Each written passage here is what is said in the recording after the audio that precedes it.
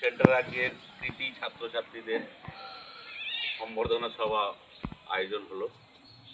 সেখানে আমাদের গীতাঞ্জলি কোচিং সেন্টারের কর্ণধার সৌমেন সরকার মহাশয় এবং ওনার স্টাফ এবং ছাত্রছাত্রীরা যারাকে আমরা সম্বর্ধনা করলাম কৃতি হিসাবে, ভাগ্যলিপি মণ্ডল প্রথম হয়েছে, 426 পেয়েছে, কুম্বিরা হাই স্কুল।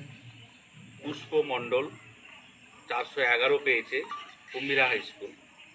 ঝুমা মণ্ডল থার্ড হয়েছে এই কোচিং সেন্টারে না স্কুলেও, এই কোচিং সেন্টারের উপরে 400, Kumbira high school. Reshma Khatun third, 388, Bardanapur high Madrasa. Subarna Mondal 398, Kumbira high school. Dipankar Mondal 366, Kumbira high school. Iti Mondal 352, কুম্বিরা high school.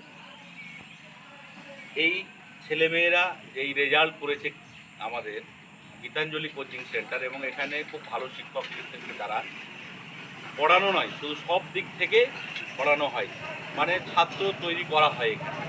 কীরকম মানুষ গড়ার কারিগর যেটাকে বলা হয়, ছাত্রদেরকে মানুষ হিসেবে তৈরি করা হয় এবং ভালো রেজাল্টও করে।